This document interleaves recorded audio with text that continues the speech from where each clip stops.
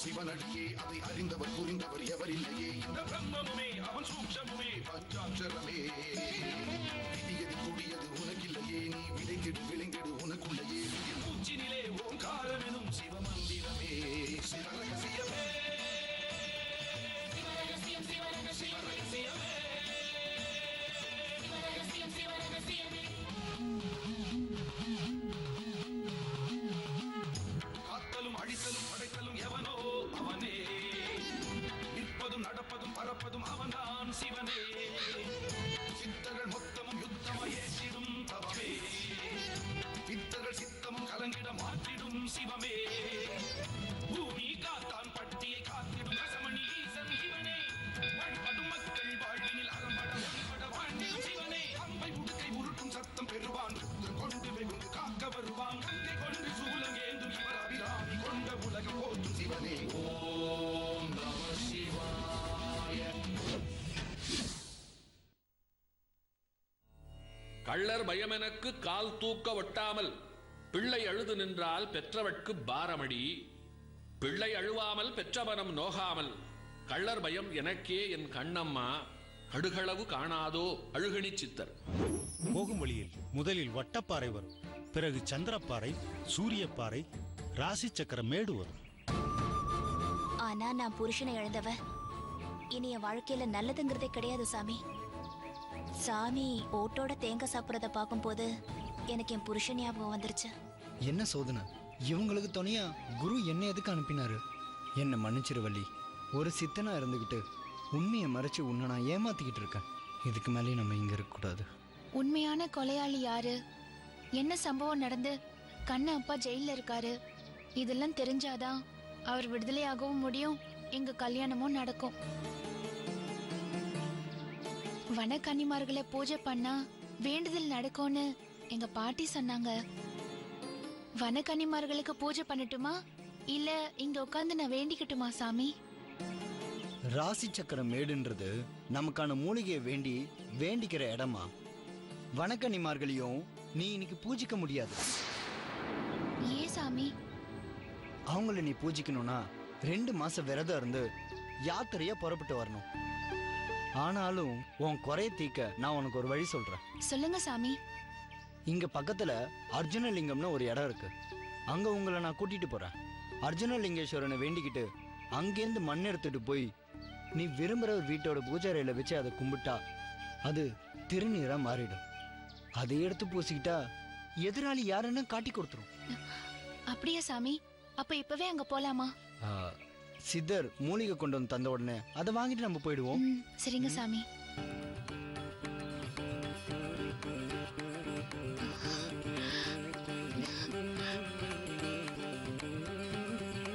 இதுல நீ வேண்டின நேத்திர மூலிகை இருக்கிறது.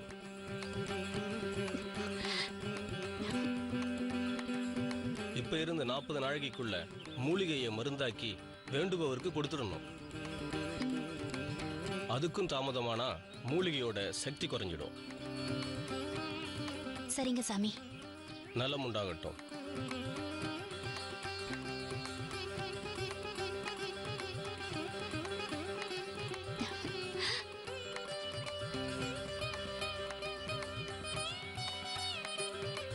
எங்களுக்கு வேண்டியது கிடைச்சிருச்சு சாமி. ரொம்ப நன்றி சாமி. உங்களோட நன்றியும் பக்தியையும் காகை சித்தருக்கு செலுத்துங்க. அவரோட உத்தரவை நான் நிறைவேற்றினேன், அவ்வளவுதான். அந்த ஈஸ்வரன் அருளால உங்க அண்ணனுக்கு கண் பார்வை கிடைக்கட்டும். வாங்க அர்ஜுனலிங்கம் இருக்கிற இடத்துக்கு போலாம். சரிங்க சாமி.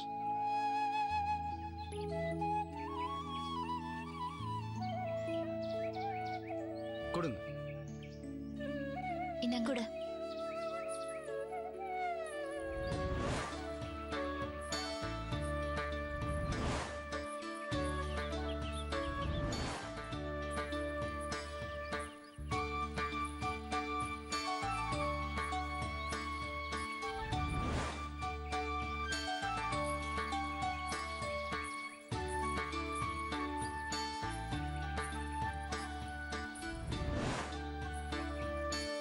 சாமி, அது என்ன அர்ஜுனலிங்கம்? அர்ஜுனனுக்கும் லிங்கத்துக்கும் என்ன சம்பந்தம்? இதுக்கு பின்னாடி ஒரு கதையே இருக்கு. மகாபாரதத்துல நடந்த கதை. சூதாட்ட முடிவுல பாண்டவர்கள் எல்லாத்தையும் இழந்த நிலையில திரௌபத கௌரவர்களுக்கு எதிராக சபதம் எடுக்கிறான். இத பார்த்து பயந்த திருதாஷ்டிரன் திரௌபதிக்கு 3 வரம் தரேன்னு சொல்றாரு. ஆனா திரௌபதி முன்னெச்சரிக்கையா 3 வேணாம், எனக்கு 2 போதுன்னு சொல்லி தர்மன் சூதுல இழந்த அத்தனையையும் தன் தேசத்தையும் திரும்ப வாங்கிக்கிறான். இதை பொறுக்க முடியாத துரியோதரன் 2வது முறையும் தர்மனை சூதுக்கு அழைக்கிறான். மறுபடியும் எல்லாத்தையும் இழந்த நிலையில கோபமான பீமன் அதர்வ வழியில நடக்கிற அவனை தர்ம வழியில வெல்ல முடியாது, கௌரவர்களை நானும் அர்ஜுனனுமே அழிச்சிட்டு வரேன்னு பொங்கி எழ, நல்லவனுக்கு நல்லவனாவும் கெட்டவனுக்கு கெட்டவனாவும் இருக்கிறது முக்கியம் இல்ல, கெட்ட சூழ்நிலையிலையும் தர்மபடி நடக்கிறது தான் தர்மத்துக்கு அழகுன்னு சொன்னான். தர்மம் சொல்லியும் பீமன் கேட்காததுனால அங்க வர வியாசர் கௌரவர்களை அழிக்கலாம், ஆனா அவங்க பக்கத்துல இருக்க குருமார்களான பீஷ்மரையும் துரோணரையும் உங்களால அழிக்க முடியாது. இந்த பக்கம் அவங்களையும் அழிக்கணும்னா உங்களுக்கு அஸ்திரங்கள் வேணும். அதுக்கு நீங்க மகாதேவனை நோக்கி நீங்க கடும் தவம் புரியணும்னு சொன்னாரு. தவம் இருக்கிறதெல்லாம் சரி வராதுன்னு பீமன் ஒதுங்க, தவம் செய்யறதுக்கு அர்ஜுனன் முன்னுக்கு வரான். புலன்களை அடக்கிறதுக்கான மந்திரத்தை தர்மனுக்கு உபதேசிக்க, என்றும் தர்மனுக்கு கட்டுப்பட்டவர்களாக என்றும் தம்பிகள் இருக்கணும்னு வியாசன் சொன்னதின் பேரில் தர்மனே குருவாக இருந்து அர்ஜுனனுக்கு அந்த மந்திரத்தை உபதேசிக்க, இங்க தவம் இருந்தா துரியோதரன் அதை கலைப்பான்னு சொல்லி இமயத்துல இருக்கிற காண்டிவனத்துக்கு போய் தவம் புரிறான் அர்ஜுனன்.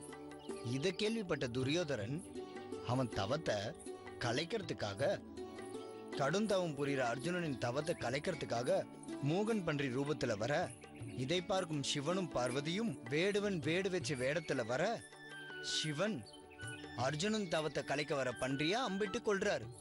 அர்ஜுனனும் கோவம் கொண்டு பன்றியை நோக்கி அம்பிடுறாரு. 2 அம்பு குத்திய நிலையில அரக்கன் இறந்து கிடக்க, தன்னாலதான் அவன் கொல்லப்பட்டான்னு வேடுவனுக்கும் அர்ஜுனனுக்கும் போட்டி. அது அம்பு விடுறதுல யார் சிறந்தவனு போட்டியா மாற, வேடுவன் விட்ட அம்பு பார்வைக்கே தெரியாம மறைய, வேடுவன் ரூபத்துல வந்திருக்கிறது சாதாரணமானவன் கிடையாதுன்னு அர்ஜுனன் வணங்க, சிவனும் பார்வதியும் அவனுக்கு காட்சி அளிக்கிறாங்க. அவன் தவத்தை மெச்சி அவன் வேண்டின மாதிரியே பாசு பதாஸ்திரத்தையும் தராங்க. அத பயிற்சி எடுக்க இந்திரலோகத்துக்கு அர்ஜுனனை மயக்க ஊர்வசி வர, அர்ஜுனா அவளை விளக்க முயல, கோபமான ஊர்வசி அரவாணியாக கடவாய் அப்படின்னு சாபமிட்டாங்க. இது என்ன ஒழுக்கமாக இருந்ததுக்கு பரிசான்னு இந்திரனிடம் நியாயம் கேட்க, சாபமே உனக்கு சாதகமா மாற வரமா மாத்தி தரேன்னு சொல்லி அந்நியாதவாசம் முடியும் போது எதிரிகள் கண்ணில் படாம இருக்க அரவாணி தோற்றம் உனக்கு உதவி செய்யும்னு சொல்லி சரியா 1 வருஷ காலத்துல உன் தோற்றம் தானாக நீங்கிவிடும்னு சொல்றாரு. இப்ப உங்களுக்கு புரிஞ்சுதா? இப்படி அந்த கதை நீண்டுகிட்டே போகுது. வாங்க போகலாம். சரிங்க சாமி.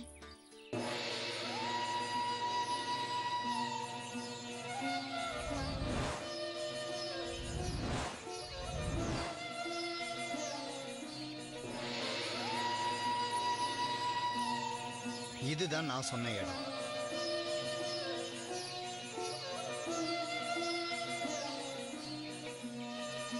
சாமி, நீங்க சொன்ன கதைக்கும் இந்த இடத்துக்கும் என்ன சம்பந்தம்? காண்டிவ வனத்துல அர்ஜுனன் லிங்கேஸ்வரனை வேண்டி தவமிருந்து இருந்த லிங்கம் தான் இந்த லிங்கம். இங்கேருந்து இமயத்துக்கு போன ரிஷிகள் அர்ஜுனன் பூஜித்த இந்த லிங்கத்தையும் அவன் பயன்படுத்தின அம்பையும் வில்லையும் இங்க கொண்டு வந்து வச்சு காலங்காலமா பூஜை பண்ணிக்கிட்டு வராங்க. அர்ஜுனன் பூஜித்ததால இந்த லிங்கத்துக்கு அர்ஜுன லிங்கன்னு பேர் வந்தது. எப்படி அவன் தவத்தை கலைக்க வந்த அரக்கனை ஈசன் அழிச்சானோ அதே மாதிரி இந்த லிங்கத்தை வணங்கினா நம்ம எதிரிகளும் அழிஞ்சு போயிடுவாங்க. இங்கேருந்து மண் எடுத்துட்டு போய் வீட்டுல பூஜையில வச்சு கும்பிட்டா இந்த மண்ணு விபூதியா மாறிடும். இந்த விபூதியை பூசிக்கிட்டா நம்ம எதிரி யாருன்னு அது நமக்கு அடையாளம் காட்டும். இந்த பகுதிக்கு அஸ்திர பாகம்னு பேரு. இந்த இடத்துக்கு வந்தா கோழிக்கு கூட வீரம் வரும்னு சொல்லுவாங்க. இந்த லிங்கத்தை வணங்கினா எதிரிங்க அழிஞ்சு போவாங்க. அதனாலதான் உங்களை நான் இங்க கூட்டிட்டு வந்தேன். அர்ஜுன லிங்கத்தை வேண்டிக்கிட்டு இங்கிருந்து மண் எடுத்துட்டு போமா, உன் எதிரிங்க அழிஞ்சிருவாங்க. கும்பிட்டுக்கம்மா.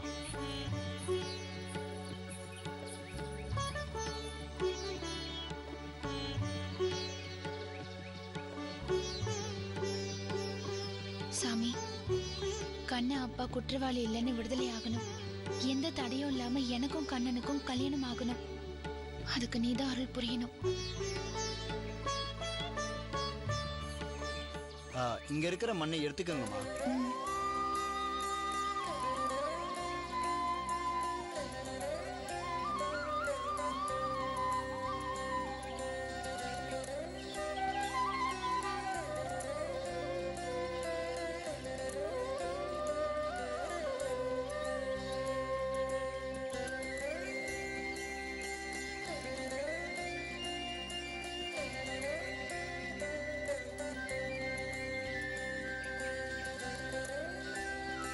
நல்லா வேண்டிக்கிட்டீங்களா? வேண்டிக்கிட்டேன் சாமி.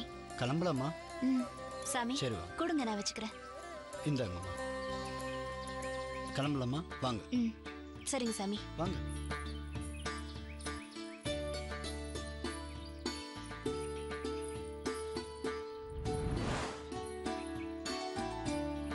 பார்த்து வாங்கம்மா. சரிங்க சாமி.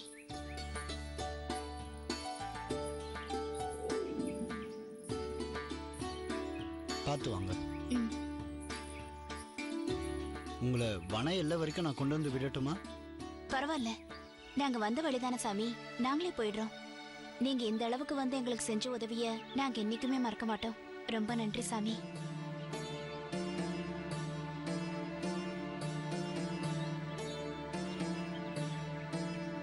நல்லது, பத்திரமா போயிட்டு வாங்க. சரிங்க சாமி. சரி வரேன் சாமி. வாங்கம்மா.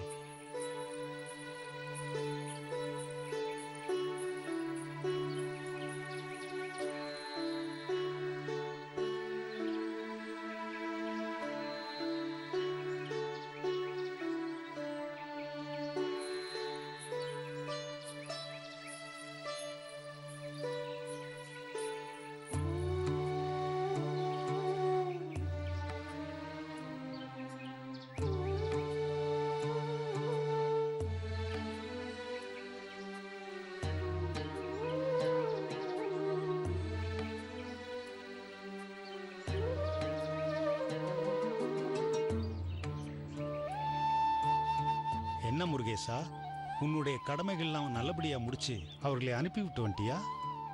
முடிஞ்சது சாமி. உன்னுடைய பழைய உடலுக்கே மாறிடுறியா? சரிங்க சாமி. சரி, போகலாம்.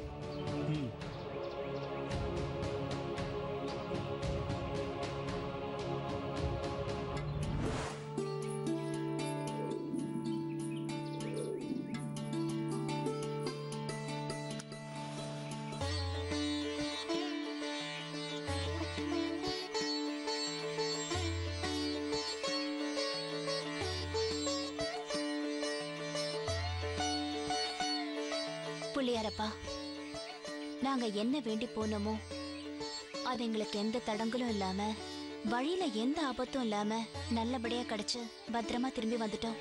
அதே மாதிரி என் அண்ணனுக்கு பார்வை கிடைக்கணும், ரஞ்சினிக்கு அவ விரும்பினபடி வாழ்க்கை கிடைக்கணும்.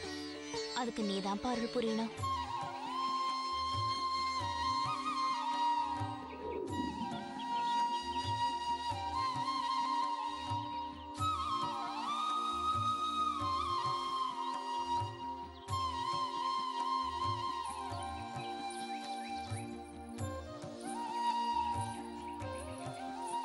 ஏங்கா, அப்பா வந்திருக்க மாட்டார்ல?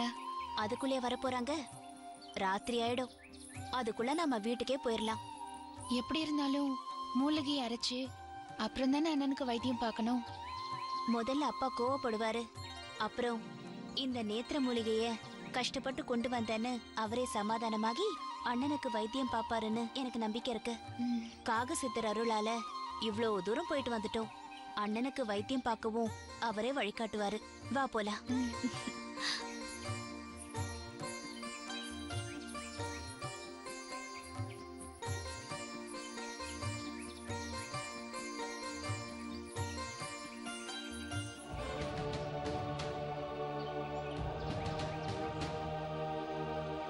முருகேசா சாமி, ஏற்கனவே உனக்கு நான் சொல்லிக் கொடுத்த 3 மந்திரங்களை சொல்லி தியானம் செய். உனக்குள்ளிருக்கும் உயிர் தீபச்சுடராக மாறி உன் உடலுக்குள் புகுந்து உயிர் பெறுவாய். போ. அப்படியே செய்றேன் சாமி.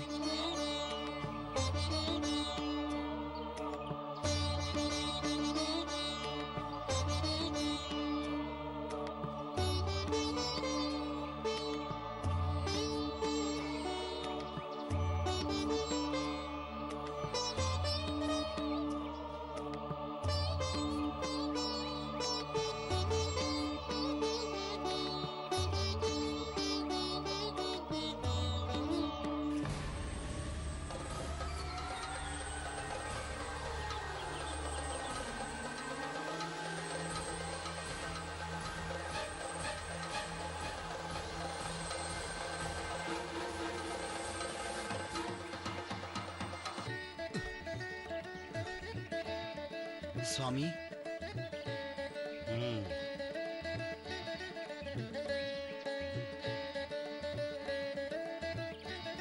முருகேசா, இந்திரசித்தனுக்கு உன் நன்றியை செலுத்து. சரிங்க சுவாமி.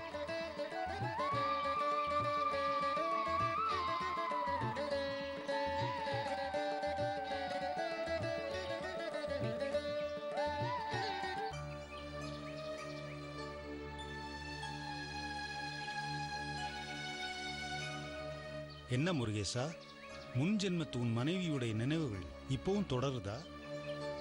என்னை மன்னிச்சிருங்க சாமி. விதவ கோலத்துல வள்ளியோட முகத்தை பக்கத்துல இருந்து பார்க்கறப்ப என்னையும் மீறி அவன் மேல ஒரு பரிவும், அவளுக்கு துரோகம் பண்ணிட்டதா ஒரு குற்ற உணர்ச்சி எனக்குள்ள வந்தது சாமி. உங்க சிஷ்யனா, ஒரு சித்தனா என்ன நான் கட்டுப்படுத்திக்கிட்டு தான் இருந்தேன். இருந்தாலும் என்னோட போன ஜென்மத்து முருகேசனுக்கு உயிர் வந்துருச்சேன்னு என் மனசே என்னை அறுக்குது சாமி. என்னை நான் கட்டுப்படுத்திக்கிற நிலைமைக்கு ஆளாயிட்டேனேன்னு தவிப்பா இருக்கு. நான் என்ன செய்யட்டும்?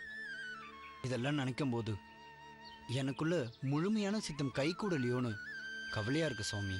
முருகேசா, உன் மனசுல இருக்கிற கசடுகளை உனக்குள்ளே மறைச்சு வைக்காம வெளிப்படையா பேசுறிய. உன் முகத்தை பார்க்க எப்படி தெரியுமா இருக்கு? வெண் சங்கு போல, நெருப்பில் இட்ட தங்கம் போல ஜொலிக்குது. உண்மையின் சுடரொளி தெரியுது. இந்த நிலைதான் ஒரு சித்தனுக்கு அழகு. அந்த காலத்துல சித்தர்களுக்கு பல நூறு மனைவிகள் இருந்திருக்காங்க. தாம்பத்திய வாழ்க்கைக்காகவோ இனப்பெருக்கத்துக்காகவோ இல்ல. சித்தர்களுடைய கடமைய அவங்க மனைவிமார்களும் பகிர்ந்துகிட்டாங்க. அந்த நிலைமை உனக்கும் வரும் சுவாமி. ஆமாம், நீயும் உன் மனைவியும் சேர்ந்து வாழத்தான் போறீங்க. ஒரு சித்தனும் ஒரு சித்தனின் மனைவியுமாக நீங்க உங்களுக்கான கடமையை செய்ய போறீங்க. சரியா? சரி. நீ ஒரு முழு சித்தனாக கட்டுப்பாடுடன் இருக்க வேண்டும். சரிங்க சுவாமி. ஓம் நம சிவாய. வா போகலாம். சரிங்க சுவாமி.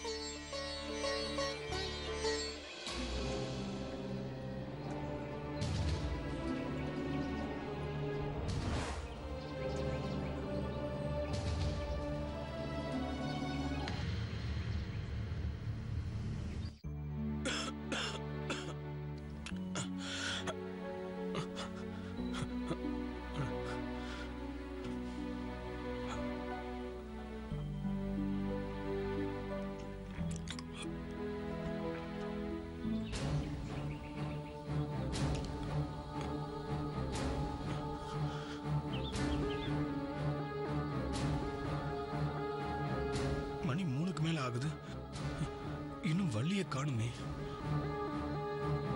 மூலிகை கிடைக்கலாம் கூட பரவாயில்ல, ஆனா வள்ளியும் ரஞ்சனியும் பத்திரமா திரும்பி வரணுமே. இந்த நேரம் பார்த்து அப்பா வந்துட்டாருன்னா அவருக்கு நான் என்ன பதில் சொல்லுவேன்?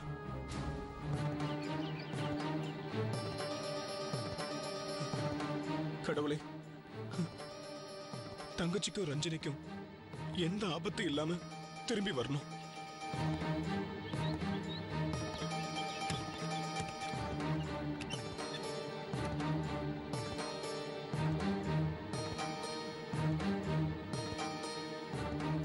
வள்ளி, வள்ளி.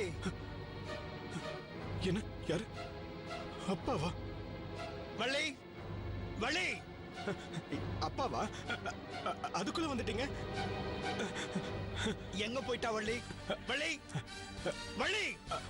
அப்பா, வள்ளி கோயிலுக்கு போயிட்டு வரேன்னு போனா, இன்னும் வரலப்பா. கோவிலுக்கா? இந்த நேரத்திலயா?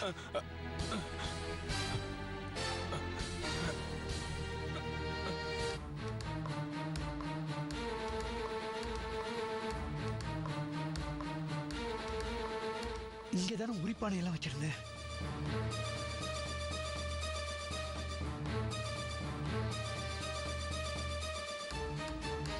அவதான் எடுத்துக்கிட்டு போயிருக்கணும்.